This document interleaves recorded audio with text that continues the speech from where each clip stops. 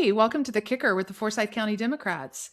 This session, we're going to recap a few bills that did and didn't cross over.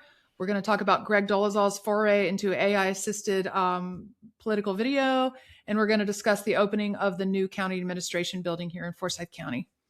My name is Becky Woomer. I'm first vice chair of the Forsyth County Dems. And my name is Jessica Fleming. I'm one of the voting members in the Forsyth County Dems also.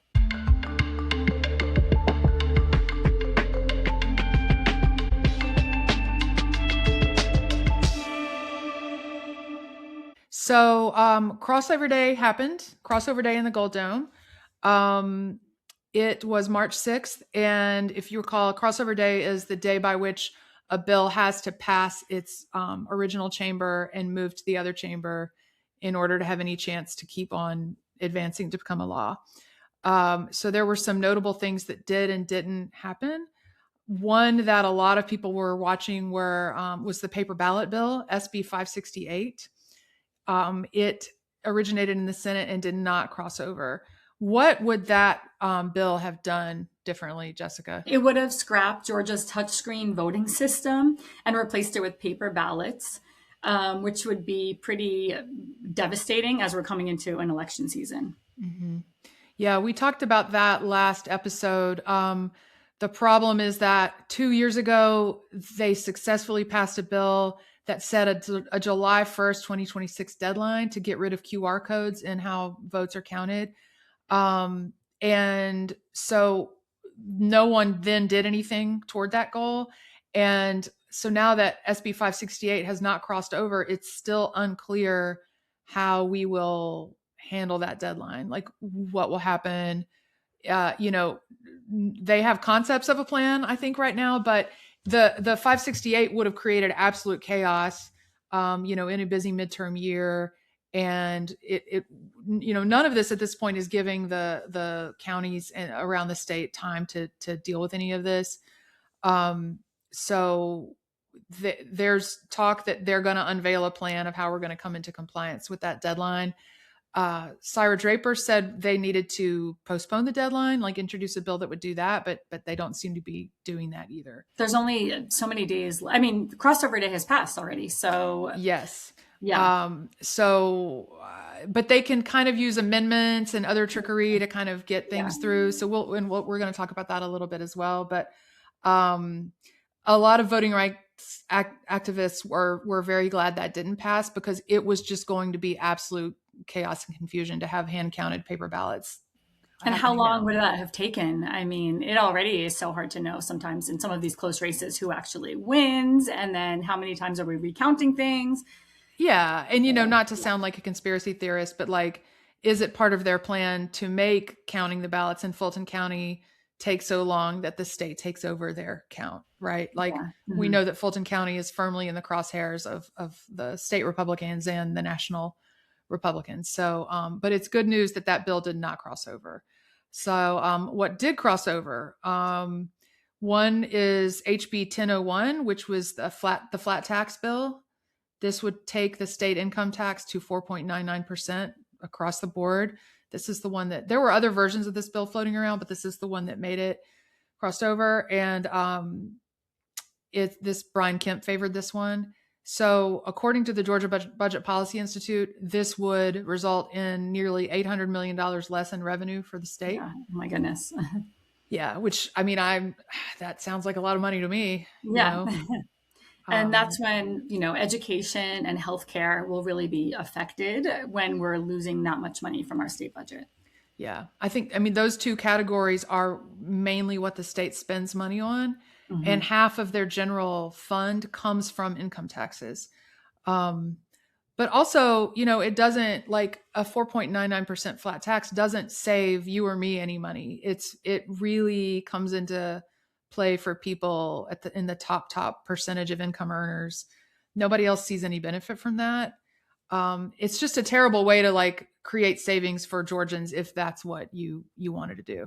But that passed, so we'll keep watching that. Another tax bill is HB 1116. That would cap homestead property tax increases at 3%, or I think the rate of inflation. So that did cross over.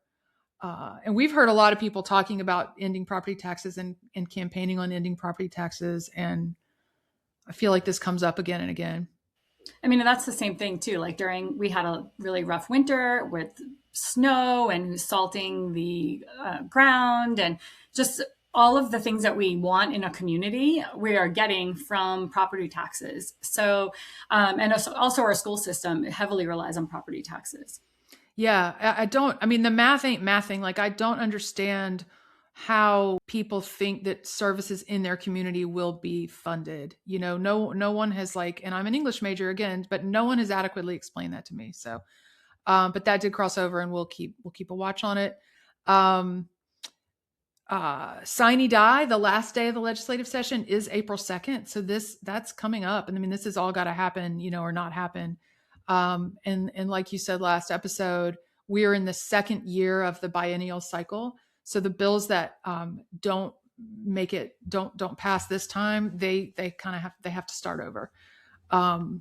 We'll get to zombie bills in a minute, but there's one more that did cross over, and it's you were telling us about it last time, SB 74, the Jail the Librarians bill. Exactly. That one is still alive. Now there are reports that it could be voted on Monday. We're recording this on March 13th. So if people want to still call, you can still call and express that you would not like to see this passed.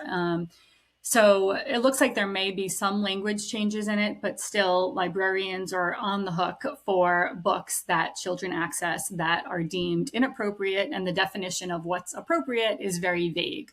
Exactly. And for me, that's why this Jail the Librarians bill, it really has has a compelling interest to us that we just need to keep watching here. And so, yeah, call about that.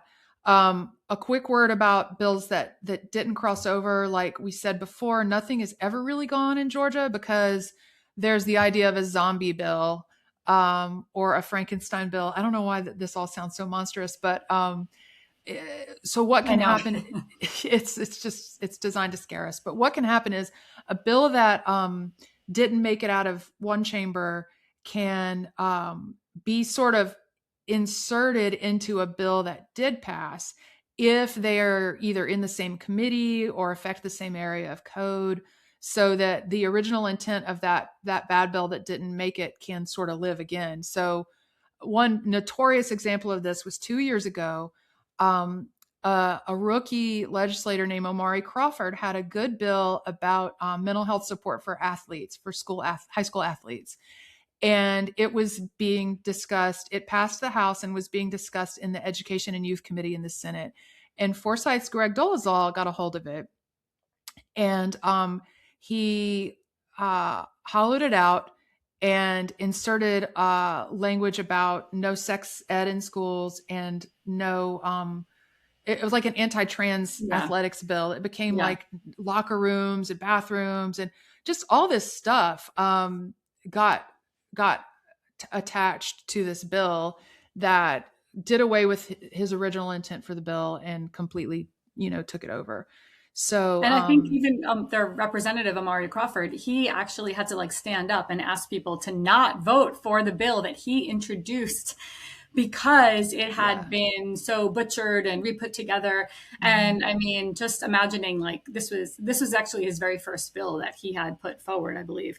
And then he had to stand up and be like, do not vote for this. I don't want this to pass now. So it's just unbelievable. And I mean, how disheartening really for us too, seeing the legislative process being used that way. But it's just how the sausage gets made down there. So we just need to keep an eye out for any of the bad language from these bills that didn't cross over can resurface. And we just need to be on the lookout for that. Speaking of Greg Dolezal, he's been up to some stuff. Yes. I think probably everyone in the state saw the anti-Sharia law video that he made.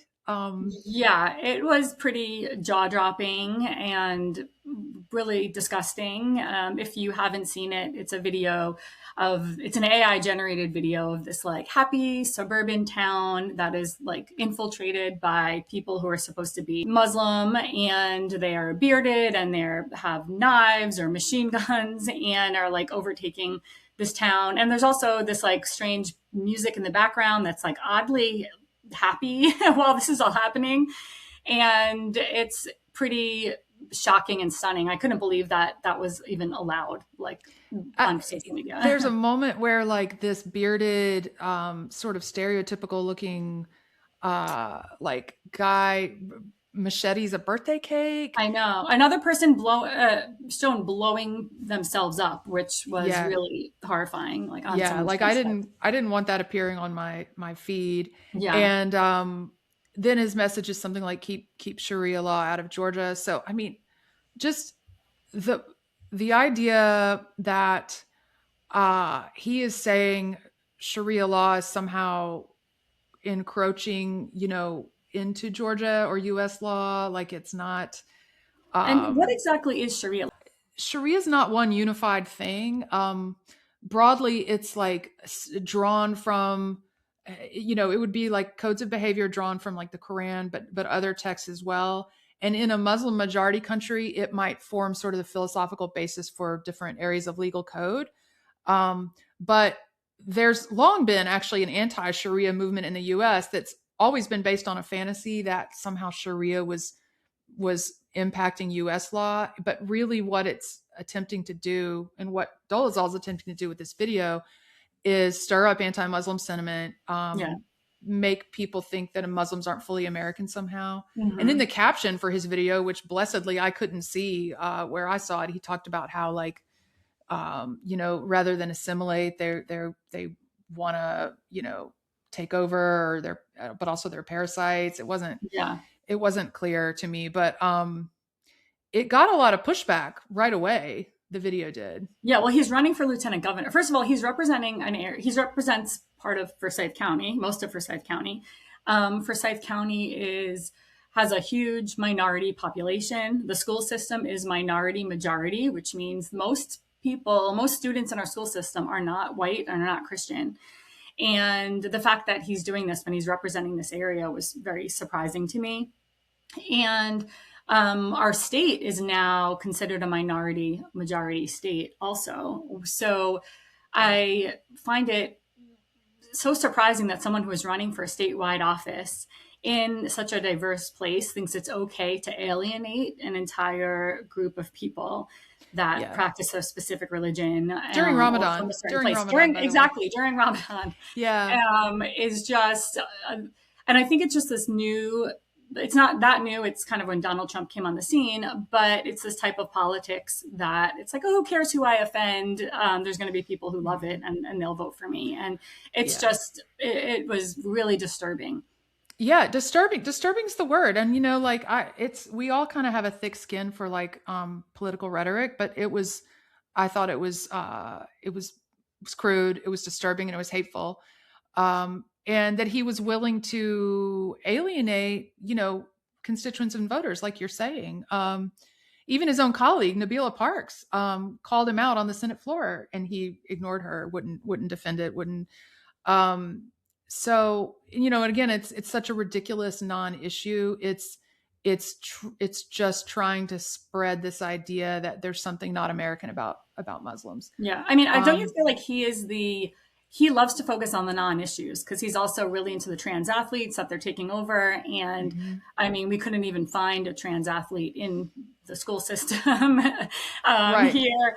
And it was such a big issue for him. And then again, I looked up to see how many Muslims are even in the state of Georgia, and it is about 1.2% right now. So how are they overtaking the legal system here is an interesting question, that this, of all the issues to focus on, that this is what he wants to put forward. And this, that's what the Forsyth Dems said in their statement, that basically if there's things he wants to focus on, in these other religious communities, let's talk about it. And there's real things he could talk about, but this is like a kind of a ridiculous it's a solution in search of a non-problem. But he's not stopping, because I think he did post something else regarding Sharia law recently, the video of him talking to the camera, about it. And I think he just thinks this is a winning issue, and that this is, or it just riles people up. Maybe not necessarily. It definitely does. Yeah, it just gets people there are people that will believe that this is an actual issue, and he's trying to garner favor with them. And I think he's trying to get Trump's attention. Yeah. There, I said it. I said it. Yeah. I mean, I Yeah. think he's trying to get Trump's attention, and I think he's running for a national media spot of some kind. Like Yeah. he's so laser focused on Fulton County, on Fonnie Willett. These are all issues near and dear to Trump's heart. Yeah. And I think he's kind of got an audience of one for this Yeah. stuff. That's so true. Yeah. That's all the oxygen I really want to give Greg Yeah. Dolezal right Yeah. now. What else is going on in Forsyth, Jessica? Yeah. Well, the new admin building is about to open. They are giving tours of it, so you can go and like take a peek on March 18th or March 21st. And this is a very controversial topic because this admin building is outside of the Forsyth County or the Cumming city limits. So that means that our commissioners can't actually vote inside this building, which the point of a county admin building is to do business inside of the building. So that's very concerning. And the building cost $114 million. It's apparently, I'm eager to see what they show us on the tour, but apparently it has amenities like rooftop meeting spaces, balconies for the commissioners. So it's there's a lot of pushback. This is one topic that is uniting Forsyth County Democrats and many Republicans because people are so outraged by what these county commissioners have done, the way that they've spent this money. They, in the past, apparently in Forsyth County, people could vote on uses of money of this size. And the commissioners just made this decision on their own without putting it up for a vote or getting any feedback from the community. And this was after years of saying they were going to use it for a mental health facility, right? Like beyond the planning stages, it was like voted on, I think 7 or 8 times with money from like the American Rescue Plan, right? Yeah. So what would have been opening now right alongside of this county administration building was a building called the Whole Health Center. And that would have been a crisis stabilization center for people that are considering suicide or who are in the throes of any type of mental health issue. It's something that is badly needed because now there are very few places to get that type of help. And it was approved through American Rescue Plan funds. It had been voted on, like you said, 7 or 8 times. It was like full steam ahead. This is something that's happening. Alfred John, who's on our county commission, who's the chairman, he spoke about it and how Forsyth was like leading the way on this important issue of mental health. And then they abruptly, at some point, decided to change their minds, 3 of the county commissioners. And they did not move forward with this. At the time, $2 million had already been sunk into the costs of this. So it's pretty shocking. The other big thing that people don't like about with losing the mental health center and this administration building was that they only got one bid from a person who is from a company to create this building. And I mean, if you're redoing your kitchen, don't you get a few bids? And it's like the idea that they're spending this huge amount of money and there was only one bid. And that was a reason for the mental health center as well. It's like, oh, it was going to be a little over budget. And instead of accommodating and working and getting another quote, they just decided to scrap that entire piece of it. Yeah. Yeah. I won't really understand it. And we won't know more because of the lack of transparency with how this stuff is handled. And again, this is the problem with one party rule in this county. Yeah. Well, that'll be interesting to see how they solve their problem of not being able to vote in this building, because we had Mayor Troy Brumbelow, the Cumming city mayor, at our meeting. And someone asked him, is the city going to annex the land that the new admin building is on? And he said, no, not, we haven't been asked, So I think there's a little bit of a back and forth between the city and the county around this. We'll see what happens. Yeah. Do you remember also Mayor Brumbelow was running unopposed, but yet there were still attack ads going out about him and attack texts. And I was wondering who could possibly be sending these. And many people were speculating that it was these county commissioners because they were upset that this was not, their problem didn't just go away and he didn't just make it go away. Messy. Yeah. I love mess. Yeah. But on the plus side for us, Qualifying week just ended. Yeah. We have got Democrats running in every seat in FOCO. It's amazing. We have so many, and these candidates are on it. You know, they are. I'm excited to see all of these Mm-hmm. candidates that have come out.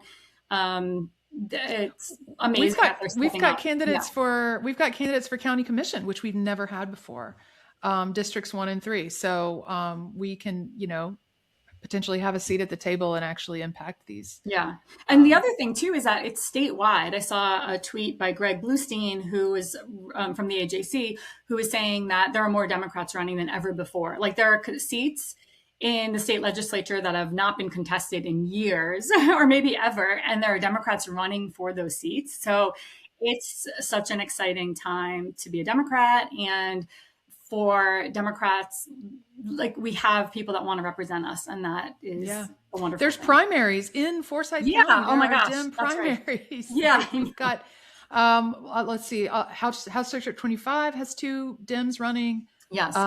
Senate District 48 has Yeah. 2 Dems running. For the federal congressional district, there's multiple Democrats in the race. So this is the Yeah. For future. Rich McCormick's seat, there's a lot of competition. Yeah. Yeah. And he badly needs competition. So, Yeah, I know. and we will in future episodes we'll showcase our candidates more. But they've just finished qualifying. They're already off and running. They've already got websites, and we'll be in our sharing show those. notes. We will link to whether their websites or their social media so that you can follow them. Yeah, that's great. Yeah. That's a great idea. And we'll probably be hearing from more of them. But but that's about it. Thank you for this, Jessica. This was a great this talk. was so fun. It's great to talk about all the things that are going on.